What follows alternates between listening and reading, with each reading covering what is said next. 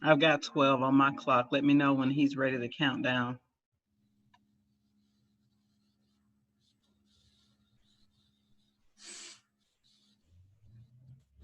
Three, two, one. Good afternoon, everyone, and welcome to this week's Building Power Grassroots Education Advocacy with your host, me, Zakiya Sankara-Jabar. And I am excited to be here today with two of my colleagues, Letha Muhammad and Fernando Martinez, both with the Education Justice Alliance, which is based in Raleigh, North Carolina. And this week is very important to me because we'll be talking about everything education justice. We'll be talking about the evolving, the way that education will be happening this year, virtual online learning, how that's going to impact parents and students alike. We'll be talking about the police-free schools movement. We'll just be talking about Black and Brown solidarity and why that is important, particularly since this organization has been doing a good job of organizing both Black and Brown parents, students, and families. So I want to take a moment and just tell you a little bit about both of my guests here. I'm happy that they decided to join me. Letha is a very good friend of mine. I consider her a sister, and Fernando as well. Known both of them for years now in our work with the National Dignity in Schools campaign. So again, I want to share a little bit more about them. So Letha Muhammad is the director of the Education Justice Alliance, as I mentioned, based in Raleigh, North Carolina. As the director, Letha is working to advance the organization's impact on dismantling the school to prison and the school to deportation pipeline. That's very important in their local school district, Wake County Public Schools, and in other districts across the state of North Carolina. She believes that one of the most effective ways to dismantle the school to prison pipeline is to work with parents and families that are directly impacted by this issue. As such, her work includes engagement and leadership training with parents and community members to ensure they know their rights and how to advocate for themselves and their children. Working with other community stakeholders and organizations to bring awareness to the issue of school pushout is another one of her key roles as a director. Letha represents the EJA on the coordinating committee of the National Dignity in Schools campaign. She also serves as the co-chair of the fundraising and finance committee. Letha is also a member of the Muslims for Social Justice movement and on the steering committee for the movement to end Islamophobia and racism. She is a wife and mother of two school-aged children and a young adult. And Letha is amazing, as you can hear from her bio. And Fernando is the director of organizing for the North Carolina based Education Justice Alliance. And prior to joining EJA, Fernando served as the first national field organizer for Dignity in Schools campaign, where he supported the coalition's members throughout the country to build a movement that's led by students and parents most impacted by push out and criminalization in schools. Fernando, born in El Salvador, started his organizing career in the late 80s, organizing youth groups in churches during the country's Civil War. After moving to the United States, he became the first organizer for the Hispanic Interest Coalition of Alabama, who fought against anti immigrant laws. In New Jersey, he started the Paterson chapter of the statewide Education Organizing Committee, where he organized parents to win construction of two new schools for the city of Paterson and to return to music arts programs. So as you can see, we are joined by very two illustrious guests who will share all of their professional acumen in organizing and advocacy in this education justice space. So Letha, I'll start with you.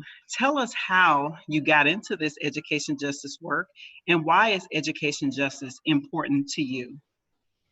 Thanks, Zakiya. First off, thanks for having us, right, for creating this space. I really appreciate this show, and I love the way you're centering the work of grassroots folks, right, which oftentimes, we may not get the notice and appreciation and space really to share the work, but, as a grassroots organizer, as a community member, I know that the work to achieve education justice will only happen if it's centered by people like us. So just deep appreciation.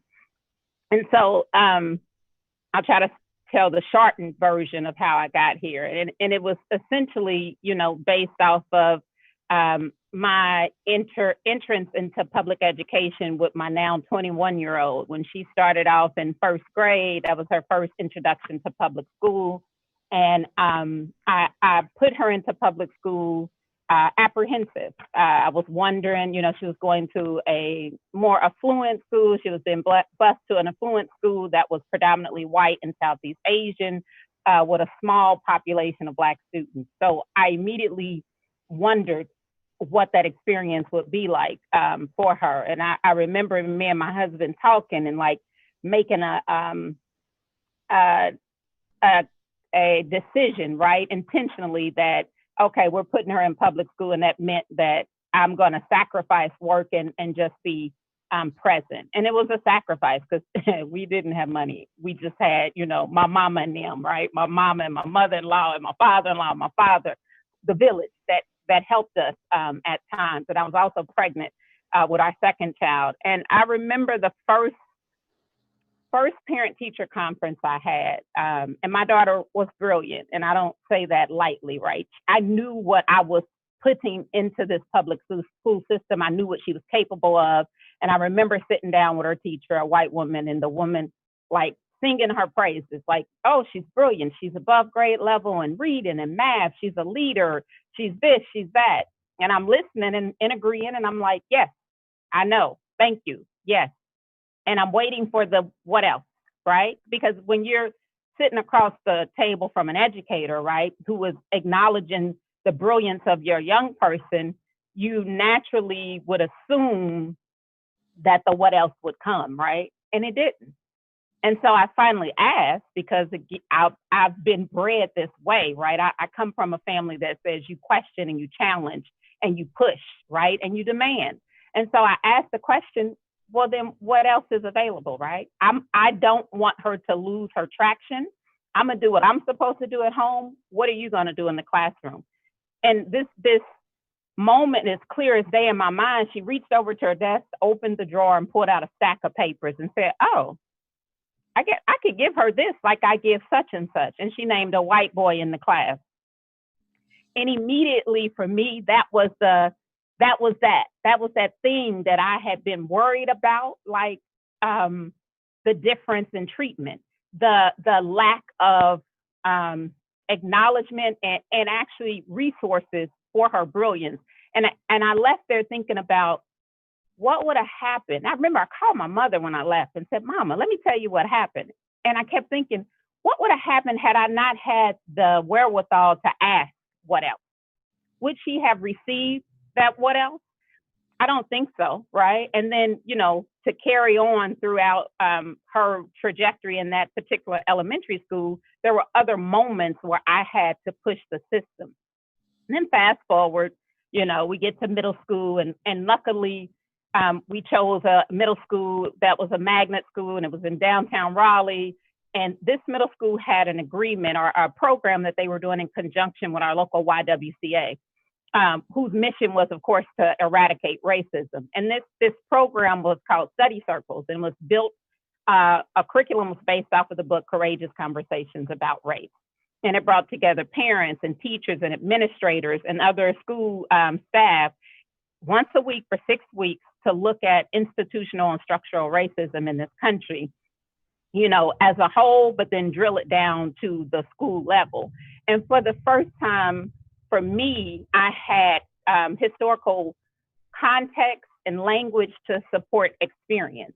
And it just turned on something for me. So I was like, oh, okay, what else? So the Y had that summer, they had a parent leadership academy. So I went to that, and we talked about the history of public education and our own experiences as parents in the public and our private education system.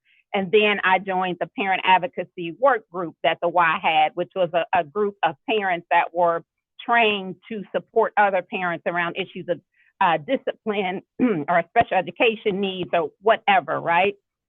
And for me, I found this calling that really spoke to my experience, right, as a Black mother in public schools, and what I wanted to be able to share with other parents like me. Well, you know, the Y ended up losing funding and had to shut their doors abruptly. But there was a group of us who had been doing the education, organizing, advocacy work that didn't want it to stop.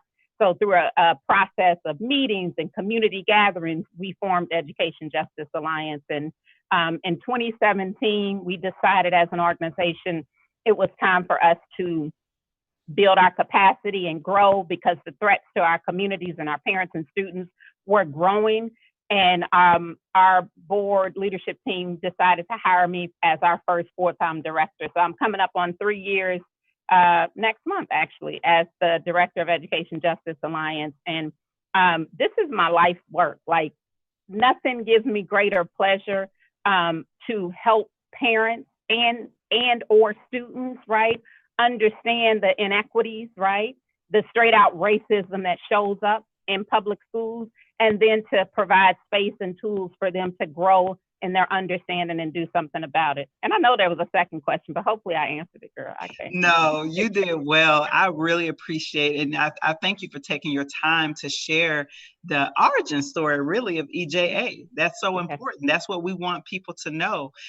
Fernando, again, thank you as well for joining. Of course, I met you in your role as a national field organizer with Dignity in Schools campaign, and just was really impressed with the way that you supported organizations on the ground in your role. You came to Dayton several times, actually, and supported the work that we did at Racial Justice Now. So can you tell us, and back up a little bit as well, and tell us a little bit about how you actually got into this work and why education justice is important for you and all of your intersectional identities as an immigrant, you know, as someone from South America, and of course now as the director of EJA.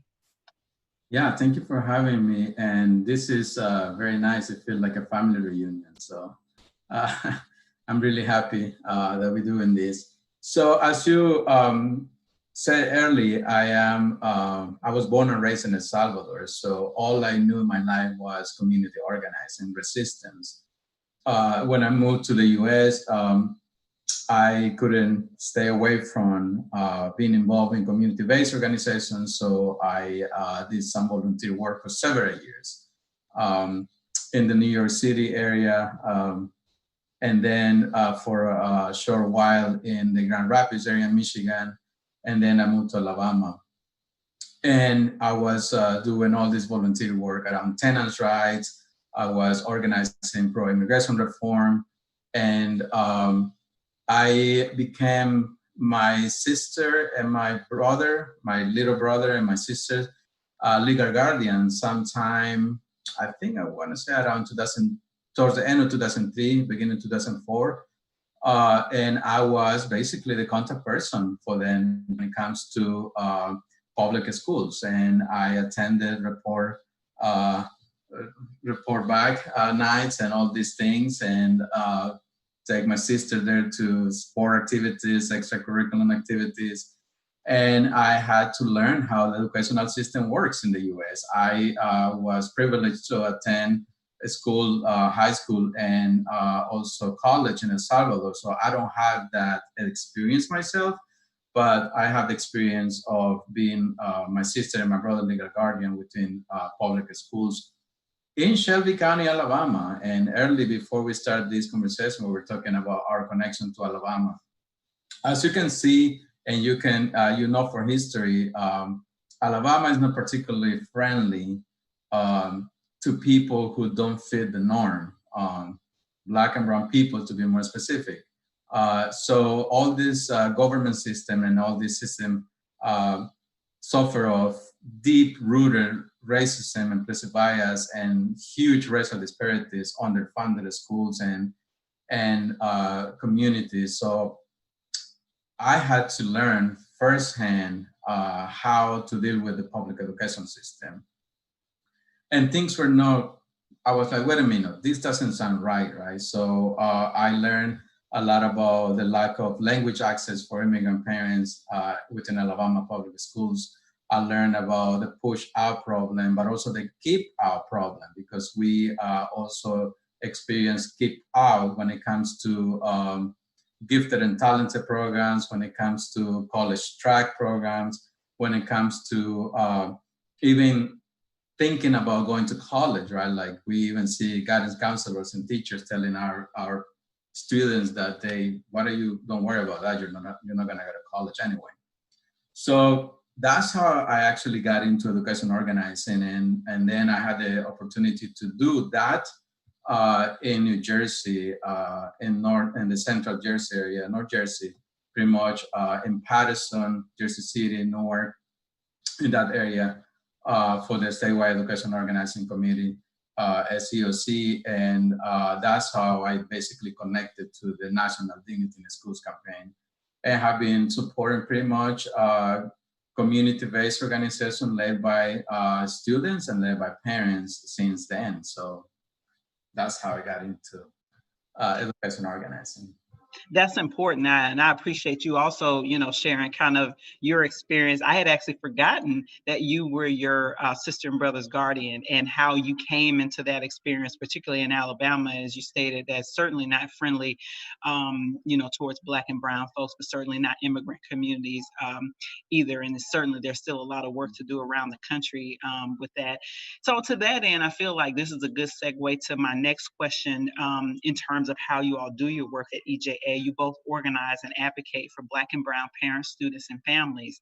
Tell us how you guys are building solidarity between the two groups, because I'll tell you, I have not seen, outside of you all, EJA and Cadre out in LA, I have not seen groups both led by Black and brown people really do the solidarity work well.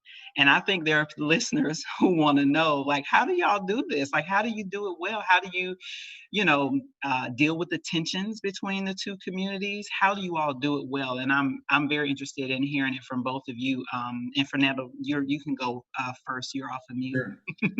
I appreciate the question, and I do more groups actually. I've seen amazing groups that are intentionally building Black and brown solidarity, like Coffee Power Pack in Chicago and SEOC in New Jersey. And we can actually go on and name a lot of groups. I don't want to go down that on that list, but it is important for us to consider that when it comes to ethnic, or when it comes to identity and the division among the different groups, that the whole thing is designed on purpose by the people in power, divide and conquer, right? So even for us and for new immigrants, when we come to this country, there will be always somebody or associated with an institution or our family members sometimes who make sure that they talk to us about be careful with the Black people, right? Like, and they actually go down the road, like naming all these things that could happen to us. And then there's the old rooted racism in Latin America that rich people and people in power likes to deny. Some people even say that we don't have people or communities in El Salvador, or it's not common to find immigrants from Central and South America that tell you, oh, there is no racism in my country, right? When we do know.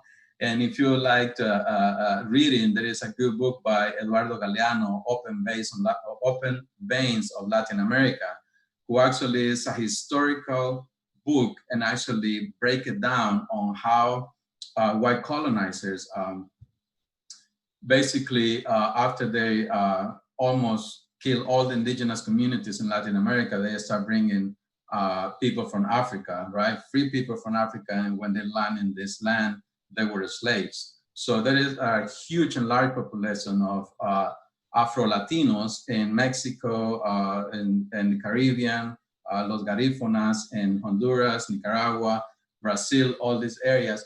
So there is racism, but for some reason, when we come to the US, people like to claim that there is no racism in Latin America.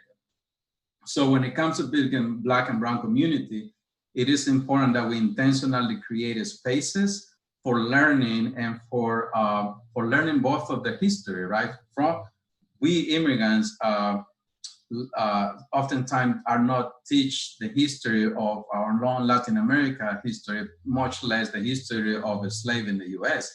So it is important to create those spaces for us to learn the history, the resistant history, and the beautiful history of African Americans in the U.S. But also, it is important to create spaces for some of us to learn the history of, for example, the Civil War in El Salvador, what happened in Nicaragua, right? The war against drugs, the wars against communism, and all these things that actually were designed in a way that will keep people from uprising.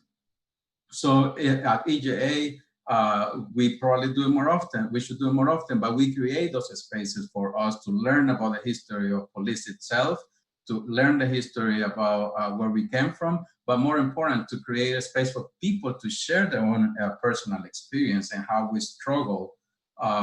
Maybe somebody crossed the border, a certain point in the border, or maybe somebody came here with a visa, and then you can start learning a little bit more about where people are coming from.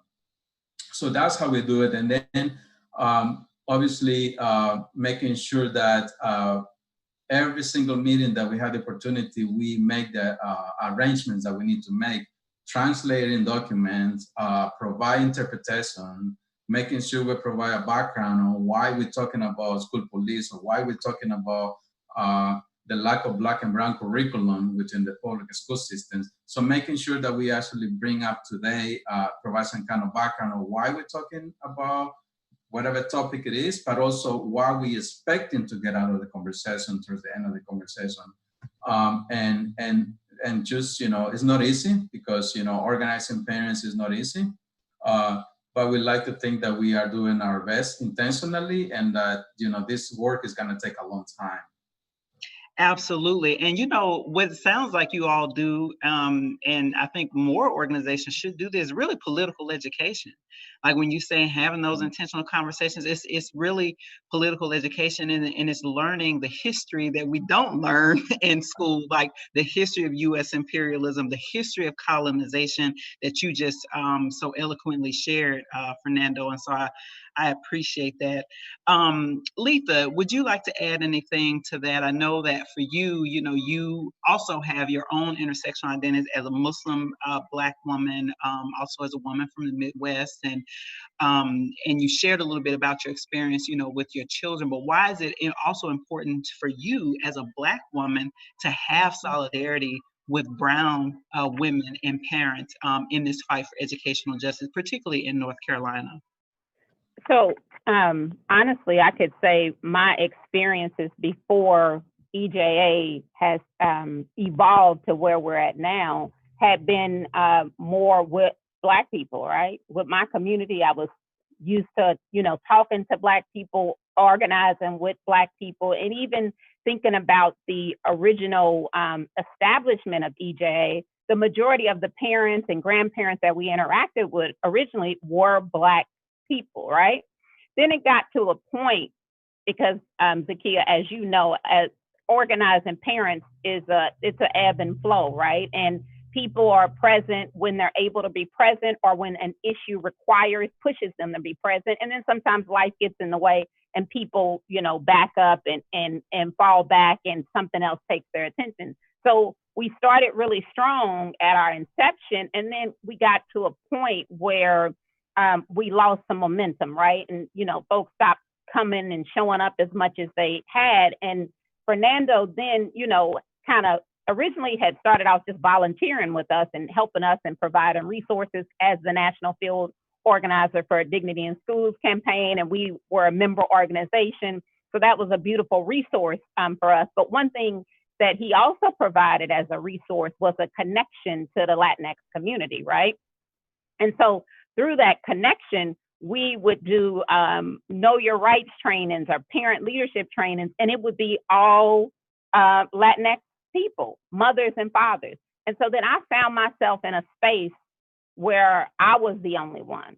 I'm the only native English speaker. I'm the only one who can't speak Spanish. And it was an eye-opening experience for me, because it allowed me on the flip side to feel some of the tensions and experiences that immigrants, or people from other countries, or people who English isn't their first or second language, experience. And I just remember being like, me and Fernando would have these like conversations after the fact, or I'm an open and honest kind of person. So I would share with the group, and my words would be interpreted like how this felt uncomfortable, or how I appreciate being in space with you all in order to even like live in that uncomfortable spot. So I found myself oftentimes the only person, but then also saying something's wrong with this, like me being the only Black person in this space with with Latinx folks. Like there is so much more in common in our struggle than there is difference. And what would it look like to build on that commonality and also acknowledge the difference, right? To Fernando's point, to dismantle, these negative ideas that we have about each other, that somebody else is pulling the strings in the background, right? Feeding. And so wherever we would be, it'd be all immigrant spaces, and then it's Letha, and then I get up and say some stuff, and then afterwards they come to me is like, oh my God, you're so right. Like, how can we get more people? So then we started thinking as an organization, like, how do we keep creating this space? And there was an intentionality. Of course, we would have public spaces where we would gather everybody. So maybe it's a forum on school discipline, or it's a data walk where everybody's invited. But then we also thought about what would it look like to carve out individual affinity spaces for Black parents, for Latinx parents, right? To dig a little deeper and have some healing around issues that both communities are facing. And we started that work last year doing healing circles with immigrant families around deportation. COVID has kind of sidetracked that. And so, we're in the process of refiguring that out. But we also started this year this collective, intentional monthly parent space. And we only had a chance to do 2 in-person meetings, but it was powerful because we were all together in this space, and people could really share their own experiences that would make a parent, like a Black parent, a Latinx parent, will say X, Y, Z, and the Black parent is like, oh my God, wait a minute, that's my same experience, right?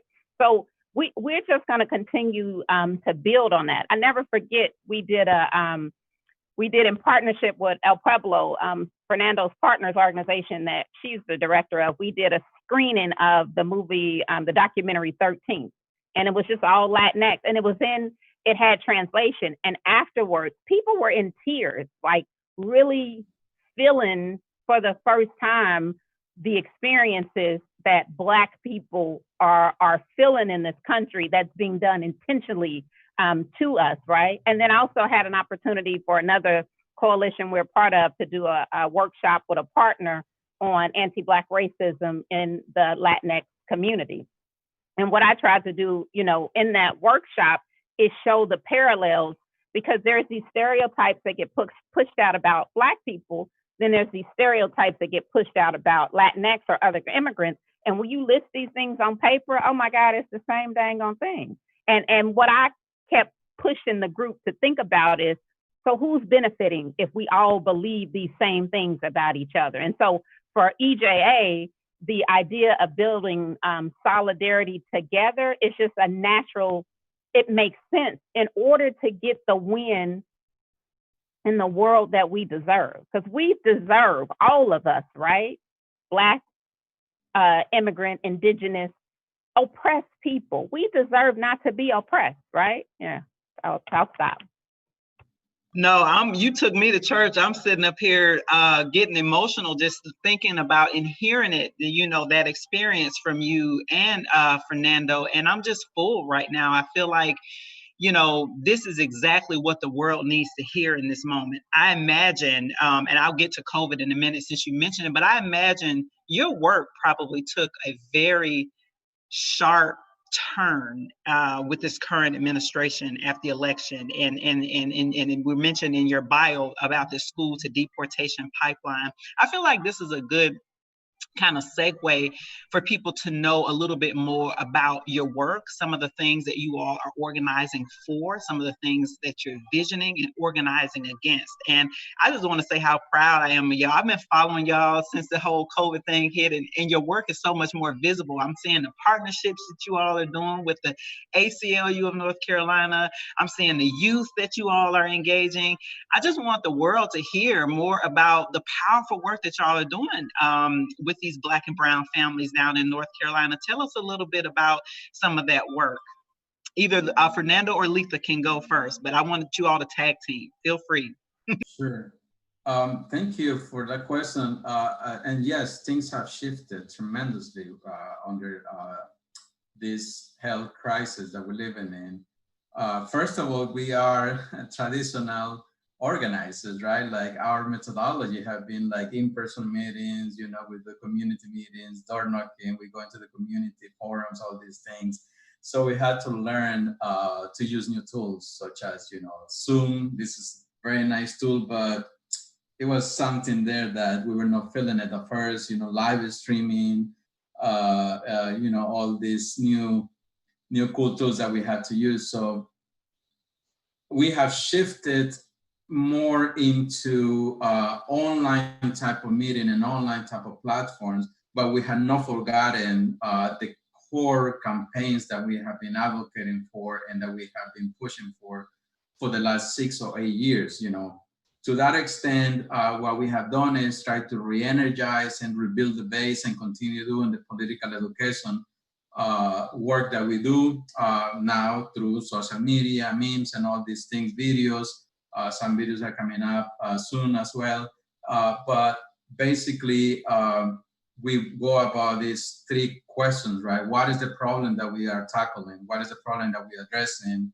And we actually support that with numbers, data, statistics, you know, reports. And what are the solutions that we're pushing for? Community-based solutions, things that Black and brown families are advocating for, and we know for experience that works. And then who has the power to give us what we want, whether it is the office of the superintendent or the elected board. And then to that extent, we have framed the work around 3 main specific campaigns. One under the Counselors No Caps campaign.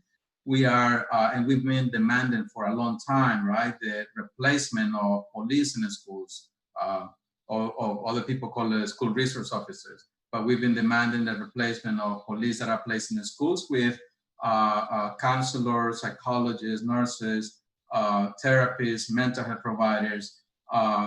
Instead of militarizing the schools, let's invest in the support staff that our families needed. And under that campaign, we also are demanding what we call the the safe school zone policy, which is more like a clarifying and dictating some sort of protocol for principals and teachers and people who work in the school building, so they know what to follow and respect FERPA as well in case immigration and customs enforcement come to school and try to demand records from the students and their parents, or try to arrest parents at the bus stop or when they dropping their kids at school. So, and then also we are demanding obviously to move away from zero tolerance policies by updating the student code of conduct. And we are also asking for too young to suspend, and this is similar to the work, Zakiya, you did in Ohio, and but also other members have done in Oregon and in other places, around basically stopping the practice of in-school suspensions.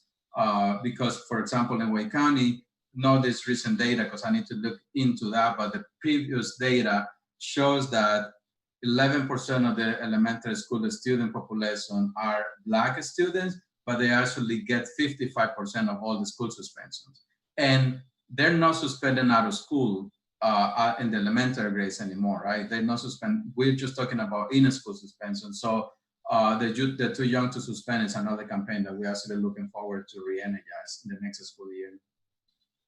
Man, that's wow. 11%, but 55, and this is in-school suspensions? And these are, is that K through 6th grade or? I believe it's K to 3rd grade. K through third grade. Yeah, that's really depressing. Um, that sparks another question, because I have been talking to folks all across the country, different, parent organizers, parent groups, and there are some folks, and I think before we hopped on live, we were talking about some Oakland parents who are organizing. I don't know whether they're calling them pods, but they're trying to they're organizing some education space for their children in the midst of this global health pandemic, and because schools are all online virtually. And that sparks an idea, because I feel like we're going to also have to deal with the privatization of education potentially after or during this pandemic, with schools being closed. We're going to have more affluent, probably, families coming after their property taxes. There's already discussions of this, of people being upset that the property taxes are still being paid, and the per pupil kind of student expenditure is still going to the school district, but parents are actually doing the educating, right, of the kids. And so have you all started to have these conversations, like with your members, to see where they are on the spectrum in terms of if they would like some kind of education stipend or support for their children while they're home, or are they okay in the interim, at least, not long term? I think we have to figure that out, but in the interim with virtual learning, as long as they have a support system that will support that. Have you guys been having those conversations?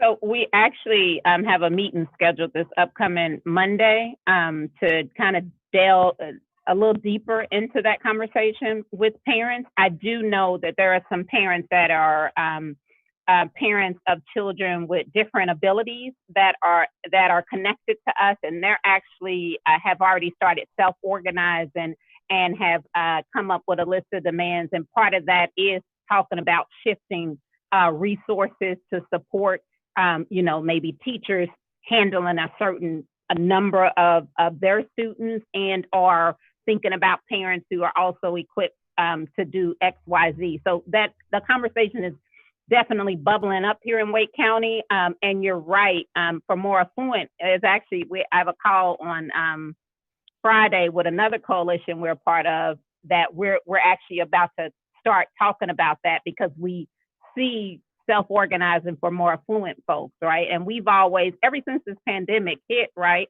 we've been having conversations with district folks, in particular our Office of Equity, our Director of Office of Equity, around issues of inequities that is only going to be made worse because of the pandemic, right? And early on, talking about what is it when we come back, right? When we go back to schools in whatever iteration, what is it that the district is going to have in place to support lost learning, to support the social and emotional health of young people, to not use, right, this traumatic time to then further criminalize young people, to think about what kind of policies or practices they'll put in place around the use of technology, right, that the district is giving out to families. So these are questions that we've been interrogating and pushing at the district, and we're going to open space intentionally on Monday evening with parents to kind of dig a little deeper and find out what their concerns are, getting ready to enter back into schools, because on the 13th, my kids are on a modified track. So 13th is when some families will start school, and then the following 17th is when the bulk of schools, traditional schools, will go back in. And so we want to have this conversation and get a list of whatever, right, our parents need or think, and push that back out to the district, like, hey, this is what we need, right? No, that's amazing, and I'm glad that I'm starting to see these organizations have this conversation, because some of the other things that have popped up, and I'm not sure if you guys saw the young lady Grace in Michigan who was criminalized for not doing her homework virtually. We already see they're finding ways to criminalize our kids even in the virtual world, which I think is even just beyond ridiculous. I mean, I'm gonna be PC right now, but I mean, I was angry when I read that. So that actually sparked another concern that I had, and I've written an op-ed that I'm going to be publishing sometime this week or maybe next week. But one of the things that I'm concerned about, and it sparked this kind of question when I saw that is also the criminalization of parents, truancy. Yeah. If you're a single parent, or if you're a parent or whatever, and you're working and you're not able to oversee your children's learning on the virtual tablet, and we all know how children are, they ain't logging in unless make them log in, or standing there and supervising them. So if they're not logging in for a certain period of time, have we had the conversation with our school districts in terms of not criminalizing or sending, truancy officers out to parents to criminalize them if children are not getting online? And I think that's been my issue with the binary of the virtual only or the in school or whatever. I get it. No one wants their children or teachers or anyone to get sick or potentially die from this virus. But I also think there's been a lack of creativity around all of the different identities. And so far, at least from my observations, it's been a very middle class kind of conversation. People with resources, as you said, people who have a support system or a network of somebody who can make sure that their kids learn, in this interim period. But for the working class parents, for the invisible, Black working class, brown working class, single-headed households, families, I'm concerned about that particular demographic, which is actually large in the Black community. If you think about who's raising kids in Black communities, that's a large segment of people that don't have a voice in this moment. Yeah. And I don't know if you guys have been thinking about that too. Most certainly, because the parents that, we work with traditionally are Black and brown working class people, the people that you're talking at, the people. And the other piece, right, that we have to name in this moment that will also impact parents' ability to show up, for their children to show up, is the economic impact of COVID on families. So one thing we had to pivot and do as an organization when COVID first hit, and as we, sent out surveys and calling and talking to people, what we also heard was the economic strain that this virus was having on the day-to-day lives of our families. So if you've lost your job, right, or you've gotten sick and your whole family has gotten sick, which then impacts you all's ability to go to work.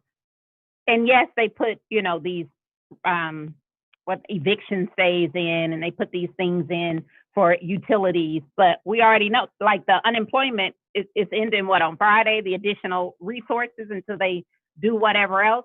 So what we heard from families is, yeah, we're struggling, we need help. And so we as an organization did something for the first time in our history, which was find ways to provide financial resources to our parents. So we launched our own internal COVID relief fund, created a process, reached out to families that we knew, reached out to, we were blessed to receive a grant from one of our local partners. Then we reached out to another local foundation who told them, what we're trying to do, and they're helping to raise funds to seed that COVID relief. And we're, providing some financial resource to our parents, which is that we're not a service providing organization, but we love our community.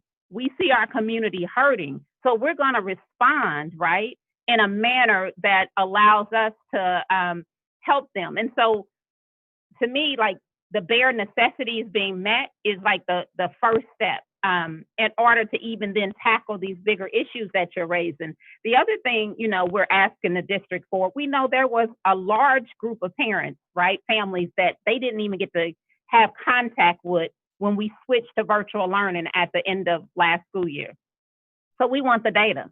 We want to know, who these families are, right, where they're at, because as we move to this new and everybody's going virtual, what's the plan to get them people? What is it? And if no one's asking that question of the district, it's an insulated process, right, that then they control, that they see the numbers up, and they don't have the pressure, right, from community and parents and organizations like us to ensure fidelity in that process. So we're here to push to ensure that all of our parents not only have the access, right, but to your point, the support that they'll need in order for our young people to have any measure of success in this virtual learning space. And even when we go back to brick and mortar, back into the school buildings.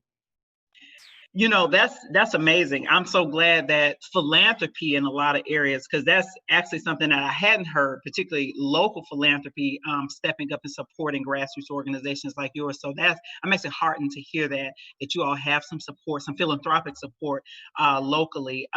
We have about 15 more minutes left in the show, and so I want to encourage our audience members, if you have questions or comments, please drop them down in the comment section on Facebook and ask your questions. We usually try to ask questions about the last 15 or 10 minutes, but I want to pivot to something that's also really important during this moment. And I feel like it should be an easy ask for school districts, right? Like they talking about the cash strap, they looking for money and resources to be able to continue to educate because of the economic fallout of COVID, but they still don't want to get rid of them daggone police officers. I don't understand that. So I know that you all have a police-free schools campaign in Wake County. Share with us how that's going. I've been following you on social media. I'm so excited that there's a bunch of energy around that in your community. EJA is working. There's a bunch of student groups. It's amazing. But I know y'all had a board vote that wasn't favorable to the police-free school. Just tell us, a little bit about that campaign and where you all are kind of like in the process. Yeah, so we have been demanding that Wake County Public Schools move away from the militarization of the schools, move away from police in the schools, and invest in positive alternatives, such as the one I named earlier, like psychologists, nurses, what we call peace builders as well, or community intervention workers. Actually, what we're calling for is a new position that we want the school district to create. That will be a paid position and will be placed in the school building all day long, 5 days a week, what we call peace builders. And basically is a combination of, restorative justice with some sort of dean of discipline or somebody who is in the school to build a relationship with the student and their families, a person who is from the community, knows the community, is trained with the escalation technique, restorative justice, transformative justice, and actually is a coach for the whole school community. And they can actually coach and support the community to transform the school community to a more relationship-centered school, where the person at the center is the student and the family, right? Like anything they knew, the classroom teacher, the cafeteria worker, the bus driver, is framed on the relationship building process. So this peace builder has the relationship with the school community. So therefore, they're better positioned to prevent and also to intervene when some sort of misbehavior or discipline issue arise. And because they're not sworn police officers, they don't have the power to arrest the student. We will reduce the referrals to criminal and juvenile court, which in our case in Wake County is 28.5% of all the juvenile court referrals are coming from the schools, and at the state level is 10%. So we've been calling for that reform, for that change, basically to abolish the school police for a long time. With the new shift, and unfortunately, after the killing of George Floyd, Floyd, we see more people engage and at least considering to engage in a conversation about the negative impacts of police officers. So for us, it's not a question of what they bring to the table. It's a question of, it's another place to be in the school building, right? It's another place. You can accomplish the same with calling it from the outside. So, but for people that work in the system and the so-called, and I don't want to offend anyone, but the so-called progressive, right? They don't want to engage in this kind of conversations. But now we're seeing a little bit opening of people kind of like wanting to engage more in the conversation. What happened in the vote in this month basically is that the memorandum of understanding was due to be renewed. And we've been not only calling for improving the language to more positive language in the MOU in a way that actually restrict and limit the role of police officers in the school, but we've been calling for the replacement of them. So we saw an opportunity, and then this is amazing group of young people that now are actually energized, the Wake County Black Student Coalition. And also we see Refund Raleigh, and we see NC Born, demanding moving away from police officers and the militarization of this system of that oppress people. So we see a little bit more energy and action taking place when it comes to abolishing those police departments. But again, elected officials don't want to hear. They never heard to us. And I'm really interested because what you're saying makes sense. We're dealing with children. Who could be against a paid position called a peace builder? I'm interested in what you're elected. It's an elected school board, right? In Wake County, it's elected. Yeah. What's their rebuttal? Have they given any answers? What's the fear? Like So, what is? Yeah, what? Yeah. So, it's always first it's around resources. Do we have the money to pay for it? We can say that we've gotten support from at least, I'd say about 3 for sure board members who say they would support peace builders, but they're also not sure about removing school resource officers, right? And so this new memorandum of understanding that they rushed through without any community input, I might add, to approve last month, was a slap in the face to the community, to parents, to students, right? And we and other groups have been pushing them for a month and a half before it was time to renew, to say, where's the space? We send recommendations. And then they had this vote. We only had one board member who, for the first time since I've been doing this work, actually voted, that I had a board member say no to passing the MOU. And she said no. We made sure, right? Fernando is very good at sending, emails and things to the school board, and reminded them of 3 years ago, right, when we were having this same conversation, and literally put their comments and quotes about, promising to create space for a community, and it didn't happen. And so this board member that voted no, she referenced that, but she also referenced the time that we're living in. And as a Black woman, that in good conscience, she could not vote yes for this MOU.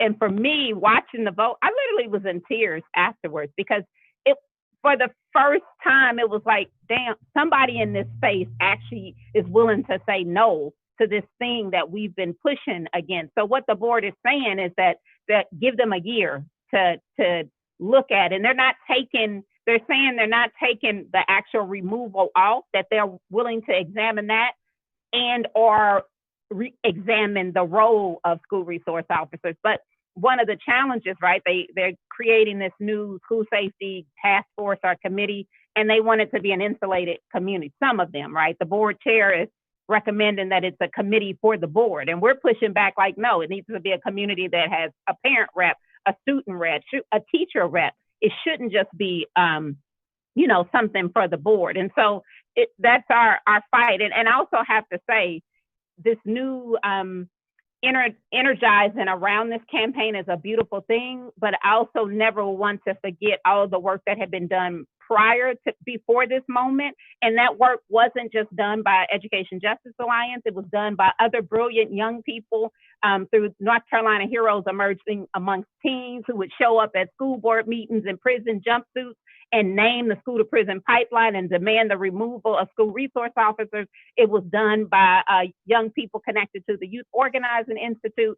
So our model has always been an intergenerational model of organizing, because we don't believe, again, that any of the wins that we know we deserve as a community will happen in silos. So not just by parents alone or not by students alone. It's by us being connected in this work to free and dismantle systems of oppression.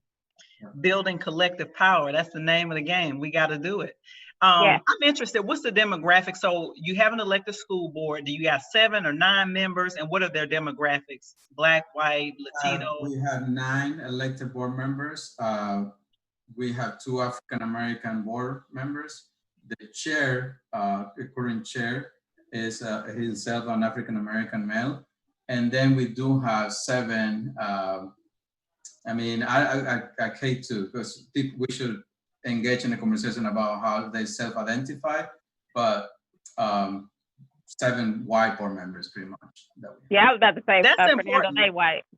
Yeah, that's important. And I think that's important for the listeners to hear, is because when we're having these conversations, and let's just be honest, North Carolina is the South, right? And so there's that relationship.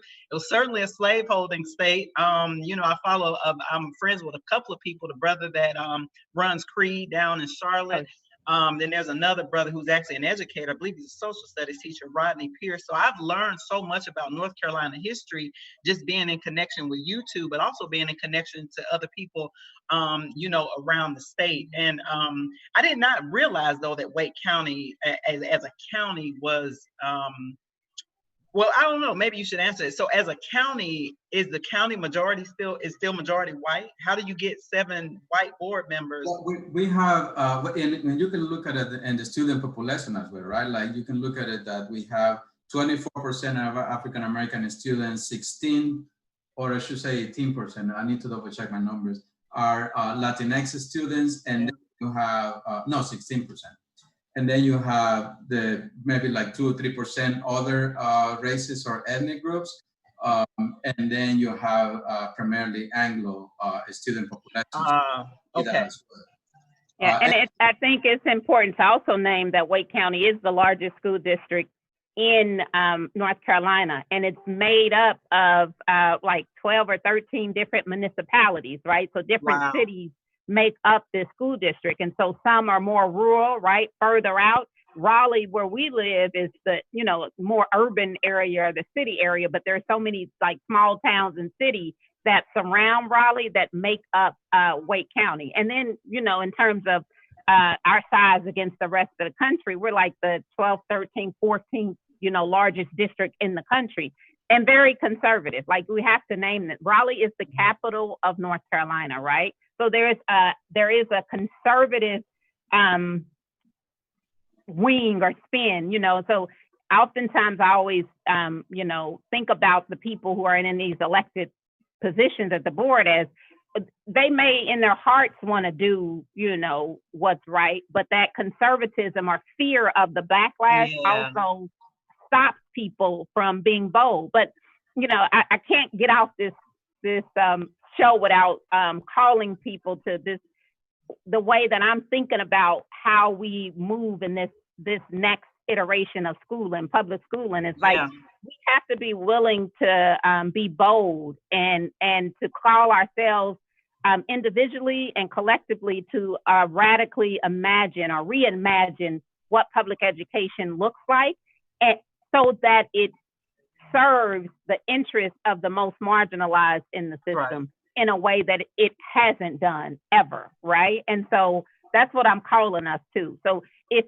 people listening to this are hearing something for the first time, or hearing something that's, challenging them or making them uncomfortable in any of the work or positions that we're presenting, I'm asking you to step into that uncomfortable place, seek us out. If you want to go deeper into this conversation, we will be willing to have it, right?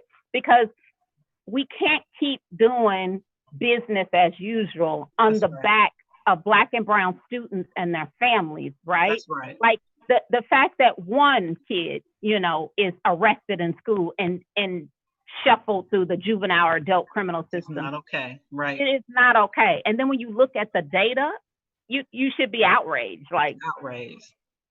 Well, this has been such a productive conversation with you both. I'm literally full. My spirit is fed. I'm just gonna be real with you. I'm hearing from both of you. It's been a minute seeing you, Fernando. So good to see you, and I'm so glad.